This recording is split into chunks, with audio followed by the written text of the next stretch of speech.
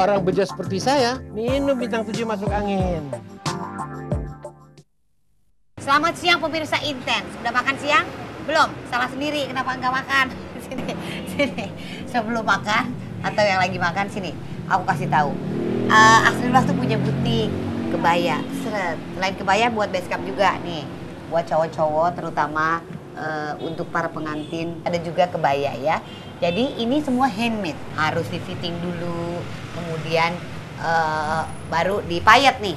Jadi biar hidup dia kasih payet. Kalau keistimewaan bajuku dibanding yang lain itu satu, aku sendiri yang menggambar, aku sendiri yang ngukur. Jadi klien bertemu langsung sama aku, pengennya seperti apa gitu. Nah kebetulan hari ini juga ada Pipit mau fitting.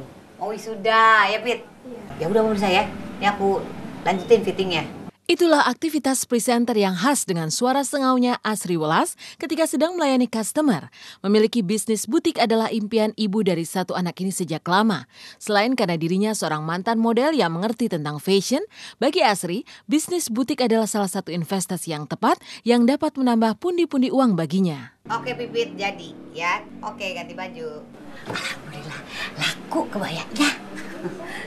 Kayak gitu pemirsa. Ya, jadi sebenarnya emang impianku dari dulu punya butik. Butikku ini aku bilang sukses dan mapan. Karena apa? Karena dia bisa berdiri sendiri dari hasil dia sendiri. Cuma memang memulai entertain ini, aduh perjuangannya berat banget. Mulai dari pertama kali jadi penari aku pernah kecopetan tuh. Terus lagi jadi presenter pernah ditolak. Dan alhamdulillah semuanya tercapai sampai sekarang. Jadi aku ngerasa memang tercapainya pakai apa? Pasti dengan kerja keras ya. Tapi aku merasa memang ada unsur bejonya juga.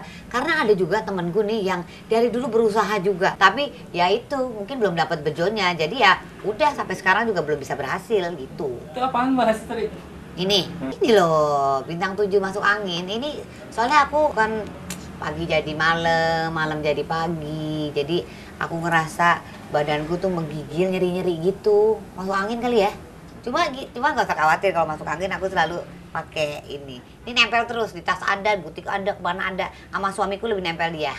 Nah jadi semua masalah masuk angin semua teratasi. Ini adalah jamu masuk angin dari bintang 7 yang mengandung jahe merah, jadi lebih hangat dari jahe biasa dan mengandung aromaterapi. Nah, aku minum dulu ya.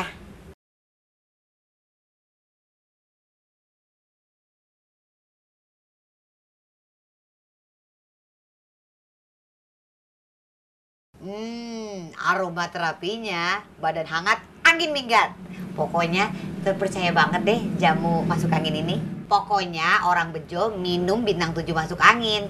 Orang bejo lebih untung dari orang pinter. Wah, ada customer lagi datang ya. Siapa tahu ini untung lagi ya, namanya bejo ya. Dibeli. Masuk bu. Orang beja seperti saya, minum bintang 7 masuk angin.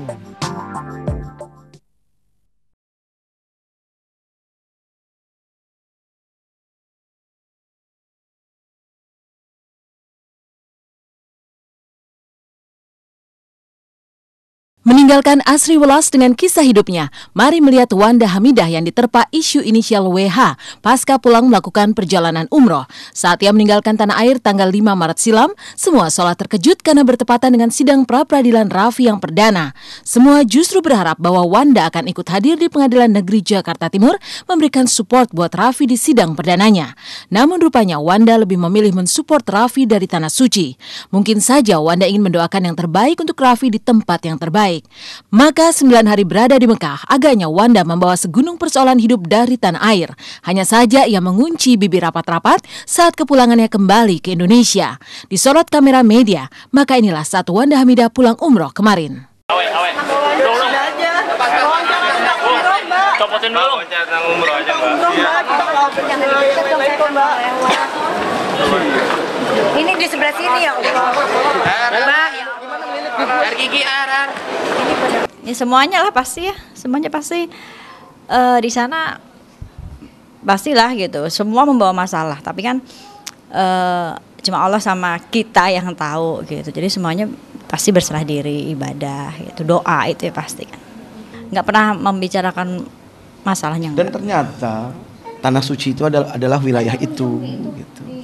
Makanya Rugi sekali kalau di sana hanya curhat kepada manusia.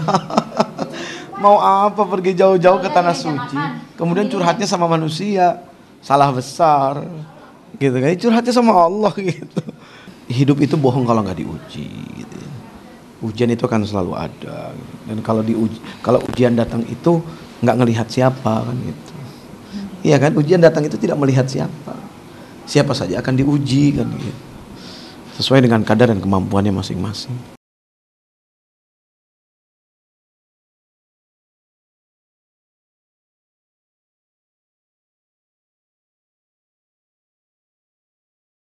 Ustadz Jeffrey Al-Bukhari yang menjadi pemandu para jamaah selama menjalankan ibadah umroh mengakui Wanda memang sering terlihat diam dan menyimpan sesuatu. Sementara itu Pipik istri UJ tidak menampik jika Wanda juga banyak mengeluarkan air mata selama berada di tanah suci. Lalu apakah air mata itu salah satunya juga mendoakan Raffi yang dikabarkan tengah dekat dengan dirinya namun selalu dibantah. Hubungan pertemanan, bener. Pertemanan yang, ya pertemanan baik gitu. Sosoknya Raffi, ya kalau nggak saya nggak mau berteman kalau dia jahat kan. Iya ganteng dong, ganteng dong. Ya kalau nangis mah semuanya nangis, Mbak. Semua lagi ngedoa habis tawaf, habis sa'i segala macam, terus ngedoa di depan Ka'bah tuh pasti semuanya rata-rata sejuta umat dimanapun pasti nangis gitu. Kalau Mbak Wanda emang udah lama pengen umroh tuh udah lama.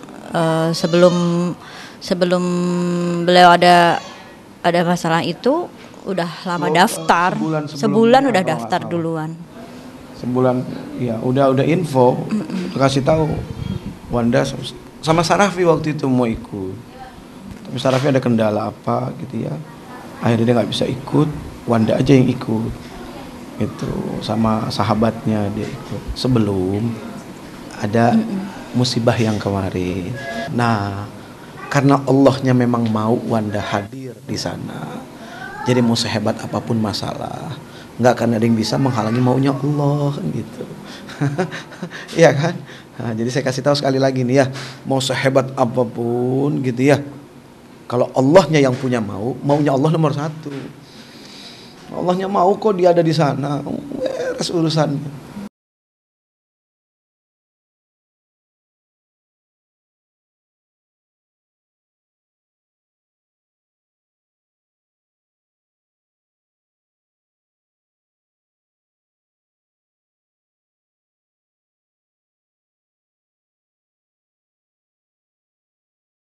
Perjalanan panjang Wanda Hamidah mencari ketenangan hati terbawa hingga ke Tanah Suci. Tapi rupanya begitu pulang pun isu panas masih menyergapnya.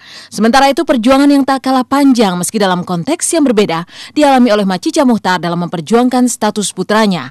Dan kemarin Mak Cica melakukan sumpah supletoir di Pengadilan Agama Jakarta Selatan untuk melengkapi surat keterangan DNA anak dan dirinya yang ditolak pihak Murdiono. Tapi mengapa Mak Cica harus menjalani sumpah supletoir? Apa sesungguhnya makna sumpah tersebut? Mungkinkah sumpah supletoir sama dengan sumpah pocong?